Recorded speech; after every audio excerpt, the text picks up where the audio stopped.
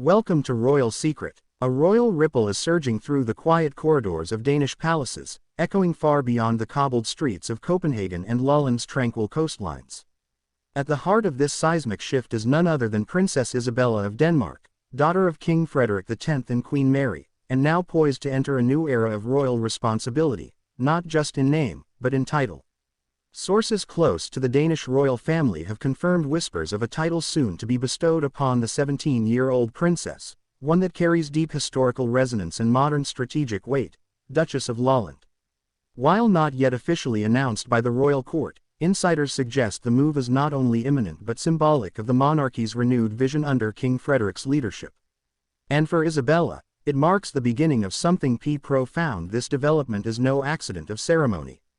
According to trusted palace insiders who spoke on condition of anonymity, King Frederik has long envisioned a more hands-on role for his daughter, particularly in the southern Danish regions like Lolland and Falster. The region, rich in cultural history but often overlooked in political influence, may be about to experience a royal renaissance, spearheaded by a young woman with striking charisma, modern instincts, and an undeniable royal legacy. She has been quietly but deliberately taking on more roles in the region, one source reveals. The Duchess title is more than ceremonial. It's a clear signal that King Frederik sees Isabella as a pivotal part of the monarchy's future outreach and presence across all of Denmark. If granted, the title, Duchess of Lolland, would make Isabella one of the few royal women in recent Danish history to hold such a distinct territorial designation during her youth, and would make her the first in modern times to represent this specific region in such a formal way. But why Lolland? And why now? Located in southern Denmark, Lolland is known for its beautiful farmland, peaceful coastline, and local traditions. It's not the kind of region that often makes international headlines, but that's precisely what makes it a compelling stage for a modern royal transformation.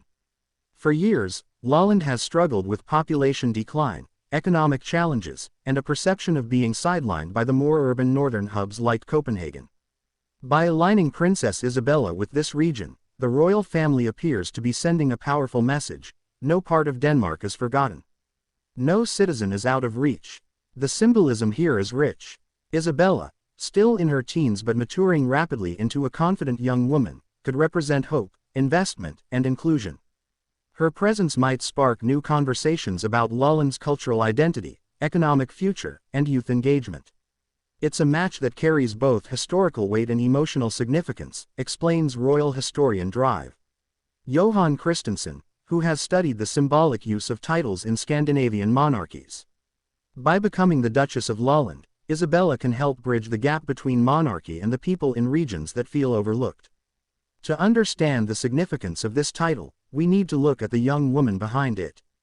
Born on April 21, 2007, Princess Isabella Henrietta Ingrid Margrethe of Denmark is the second child and eldest daughter of King Frederik X and Queen Mary. As the sister to Crown Prince Christian and third in line to the throne, Isabella has always lived with one foot in the spotlight, and the other in the shadows of her elder brother's destiny. But those shadows may be lifting. In recent years, Isabella has emerged as a public figure in her own right. With appearances at state events, school milestones reported across the national press, and even subtle style moments that garnered attention from royal watchers, she is increasingly seen as the new face of Denmark's next generation of royals. Unlike many royal teens, she balances poise with approachability. At school, she's known for her warmth and wit. In public, she's both well-spoken and relatable. And now, with this reported title, she's stepping onto a larger stage, one carefully crafted by her father, King Frederik. Since his ascension to the throne following Queen Margrethe II's abdication, King Frederik X has been committed to modernizing the Danish monarchy while preserving its deep roots. His early reign has already demonstrated a desire for inclusivity, youth engagement, and regional representation. Naming his daughter, Duchess of Lolland, isn't just a royal gesture, it's a bold stroke of public diplomacy. Royal analyst Camilla Bjerregaard explains, Frederik understands that to remain relevant, the royal family must reflect the whole of Denmark, not just the elite or the capital. Giving Isabella a meaningful role in Lolland is a way of embracing and uplifting a community that deserves national attention.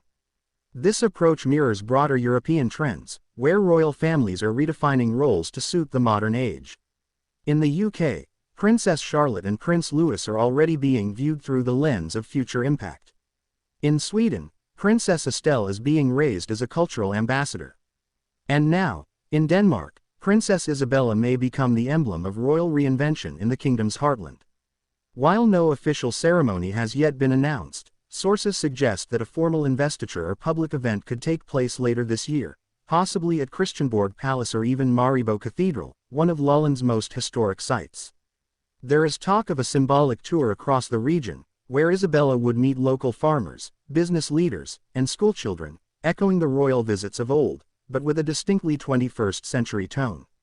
Social media, education initiatives, and environmental outreach may all be part of the Duchess's evolving duties. Insiders note that Queen Mary is, incredibly proud, of her daughter's growing role and is believed to be mentoring Isabella privately behind the scenes. She understands the pressures, one palace aide remarked. Queen Mary wants her daughter to feel prepared but also inspired.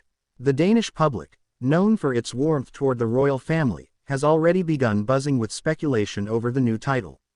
Social media platforms lit up when rumors of the Duchess of Lolland title began circulating. Many users celebrated the move as a fantastic way to bring young blood into real regional leadership. Others expressed admiration for the king's vision and Queen Mary's evident influence in guiding Isabella's path. "I think it's wonderful," one commenter wrote on DR's Facebook page. "Lolland deserves more attention, and Princess Isabella will bring it with grace." Not all reactions were purely sentimental. A few skeptics have questioned whether symbolic titles are enough to solve Lolland's deeper structural challenges, but even critics admit the gesture is meaningful. "Royal visibility won't fix everything," said one Lolland Council member in a local interview, "but it can inspire. And right now, inspiration is something we could use." In the past year, there's been a noticeable shift in the way Princess Isabella presents herself to the world. Gone are the days when she merely stood beside her parents during formal events. Now, Isabella is speaking, smiling, and standing out, not as a supporting figure, but as a royal in her own right. Observers of the Danish royal family have pointed out how her body language, public confidence, and command of the moment have matured significantly, particularly since her father ascended to the throne in January 2024. From state receptions to solo appearances at cultural events, Isabella has been making quiet but confident strides toward a more public-facing role. And the Danish people have noticed. At a recent charity event in Copenhagen, Isabella was seen engaging with youth representatives, leading small group discussions, and even giving a short speech, all without the direct presence of her parents. While not widely reported in international media, local press captured the significance, a young royal acting independently and with assurance.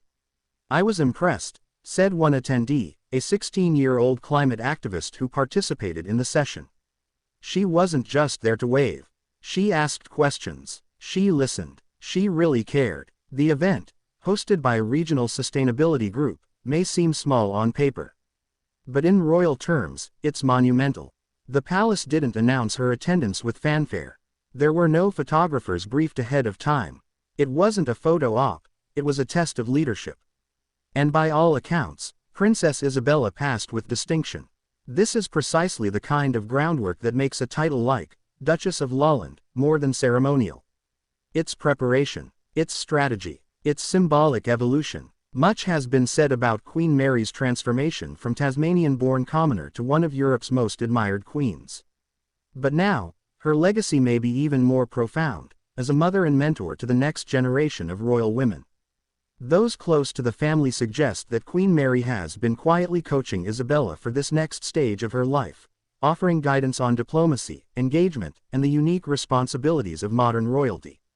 "Mary has always believed in active, purpose-driven royalty," says Danish royal correspondent Kirstine Logstrup. "She's passed that down to Isabella, not just with words, but through example." Queen Mary herself was only in her early 30s when she began her intensive royal schedule, often traveling solo across Europe and representing Denmark at major UN and WHO summits. That same model seems to be unfolding with her daughter, but earlier, sharper, and with a more local focus. This approach also aligns with King Frederik's long-standing desire to keep the monarchy close to the people, especially the youth. It's a partnership, a dual legacy, being played out between a father king and a mother queen, now channeled into Isabella's rising public profile.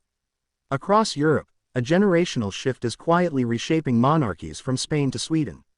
The children of reigning kings and queens are no longer waiting in the wings, they're being prepared now, before power formally passes to them.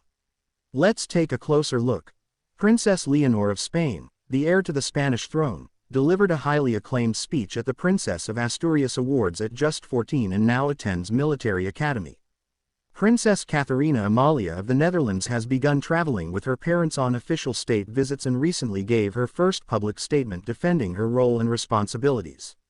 Princess Estelle of Sweden, still only 12, already participates in charity engagements and cultural events, showcasing Sweden's faith in a generational monarchy. Now, Princess Isabella, while not the heir, is clearly being positioned as a regional and symbolic leader. Her potential title, Duchess of Lolland, gives her a defined arena of influence, without conflicting with Crown Prince Christian's future responsibilities as monarch. In many ways, this is a masterstroke of royal strategy.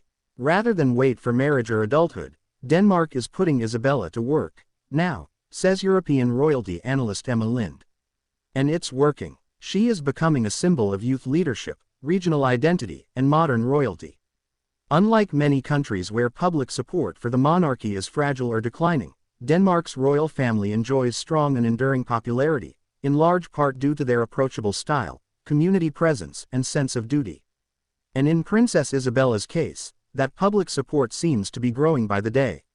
On Danish social media platforms, royal watchers have begun creating tribute pages, fan accounts, and discussion threads dedicated entirely to Isabella's speeches, appearances, and potential future.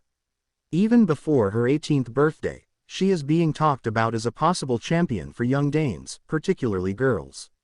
She's smart, she's fashionable, she's not afraid to speak, I love her, wrote one teenage fan on TikTok. She's my favorite royal by far. This adoration is matched by admiration from older generations too. Many see Isabella as a symbol of Denmark's next chapter, where monarchy meets community, tradition meets renewal, and privilege meets purpose. With Princess Isabella stepping into regional leadership, what does this mean for the rest of the royal children, particularly her older brother, Crown Prince Christian? The answer is actually quite reassuring. Rather than overshadowing Christian, Isabella's new title enhances his future reign. She becomes a support structure, a symbolic anchor in the south, and a loyal family ally in a country that increasingly values collaboration over hierarchy. Royal sources insist that the king and queen are taking a team-building approach to their children's future roles. Crown Prince Christian, as heir to the throne, will focus on national and international duties, major ceremonial obligations, and leadership on global platforms. Isabella, by contrast, will cultivate regional connections, youth initiatives, and cultural ambassadorship. Think of it as a royal division of labor, built on personal strengths and public demand. This is monarchy adapted for the modern age, strategic, visible, and deeply rooted in every corner of the kingdom. Thanks for watching, and please don't forget to subscribe and turn on the notification bell for more upload.